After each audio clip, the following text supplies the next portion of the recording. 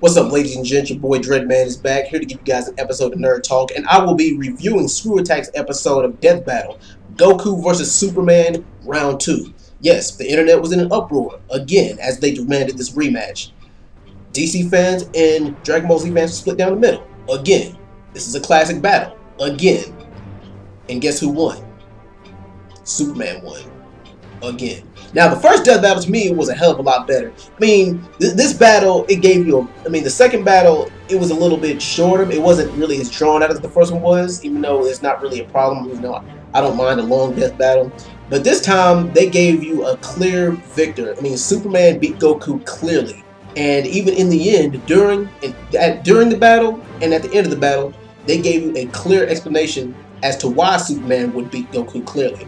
Because here's their excuse, and I don't really have any problem. I mean, like, as a fan of both, I was kind of disappointed. But at the same time, I understand why.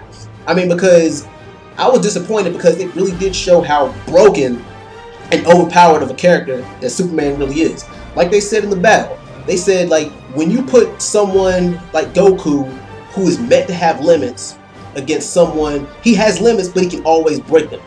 But Superman has unlimited potential. So what happens when you put someone who has limits but who can always break them up against someone with particularly no limits at all? They say it's a no-brainer. And Superman, I mean, let's look at Goku first. Goku, in every incarnation of Dragon Ball Z, every time there's a new villain arising, Goku is always clearly outmatched. The villain is always either stronger, bigger, faster, or better than him. But the thing is, he can always... Perseverance is the thing with Goku as a fictional character. That's why they say he's meant to be relatable, because it doesn't matter how overmatched he is, he always finds a way to win. And that's why Goku's a relatable character. Superman, on the other hand, now this is kind of what figuratively speaking, of course, this is what I think Superman is. Superman is like the Swiss Army knife of superheroes, because no matter who he goes up against, whether they be hero or villain, no matter who he goes up against, he always has an answer for it. He always has something that gives him an edge over who he's facing, no matter who it is. I mean, and just look at what he has. Look at all his attributes. Damn near unlimited super strength, super speed, flight. He gets his power from the yellow sun. He has a dozen different kinds of vision. He has sonic breath. He has freeze frost breath. He has sonic breath. He has the power to punch through dimensions. And that's just a few of his attributes. That's not even counting like his new 52 form, which is kind of what they matched him up, which is what Death Battle matched him up with against. They matched him up with Super Saiyan God Goku. And they say Super Saiyan God Goku in the movie Battle of the Gods, they said that Super Saiyan God Goku doesn't really have a power level. He's only as strong as he needs to beat his opponent. And they also say that he may not, like, he's in his God form, that nothing of this earth can kill him. He's pretty much immortal and invulnerable to anything on this planet or anything on Earth. No mortal man can kill him. But as it stands, Superman is an immortal man, is he? And they say that that's pretty much how he beat him, is that the fact that he's not a mortal man. And yeah, like I said, he is broken. And another thing, weaknesses. Now they say, as I mentioned earlier, they say that Goku is, every time he goes up against a new opponent, he's clearly outmatched, but always finds a way to win.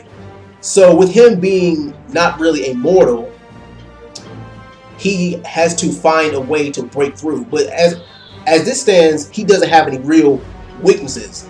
And they say, well, look at Superman's particular weaknesses. Superman's weaknesses are, of course, kryptonite, magic, a yellow being teleported, or power from rays from a red giant, you know, or also known as a red sun, and he can't see through light. Now, the thing about these weaknesses is, and they also explained this in the first Death Battle too, they also said that even if Goku had the time to figure out his weaknesses, even if, like, one, Goku does not exploit his opponent's weaknesses. He always wants a fair fight. And even if he did find out his weaknesses, then he wouldn't be smart enough to figure it out. Goku wouldn't be smart enough to figure out that he was just to use instant transmission and teleport Superman to a red sun. He wouldn't be smart enough to figure that out. And even if he could, then he couldn't survive in space. Superman can survive and breathe in the vacuum of space for extended periods of time. And Goku can only survive in space for what? 2 minutes? Because it doesn't matter how much of a Super Saiyan God he is, it doesn't matter, you know, in any form he is, he has to breathe. He does have limits. And that's what they said. Superman, no limits at all. Goku has limits, but he can always break them. And for these reasons, like the Death Battle analyst pretty much said, why Goku versus Superman would otherwise pretty much be a mismatch. And this is coming from somebody who wanted Goku to win the Death Battle both times. And like I said, I was disappointed at the result, but I can understand why they said what they said for these reasons, of course. I'm just going to go over them again. They says that Goku doesn't really have a particular weakness, but he has limits but can always break them.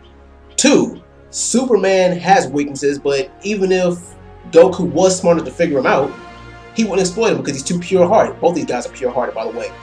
And the third reason, Superman's true strength is never really explored. Superman has no set limit to his strength. This is why they said he's pretty much godlike. He's pretty much a god among men. And of course, like I don't know why people are getting butthurt over this, because I mean, come on, these are fictional characters. But as a fellow nerd, I mean, I understand why people get upset too, or put a lot of hype behind it. Because at the end of the day, these guys or these fictional characters are only as strong as the writers and creators make them. And you can just leave it at that. But anyway, that's pretty much my thoughts on the Death Battle. For anybody who saw it, let me know what you thought of the Death Battle. Comment on what you think, and do you think that the result is right? Do you think they gave a legitimate reason as to why Goku lost to Superman?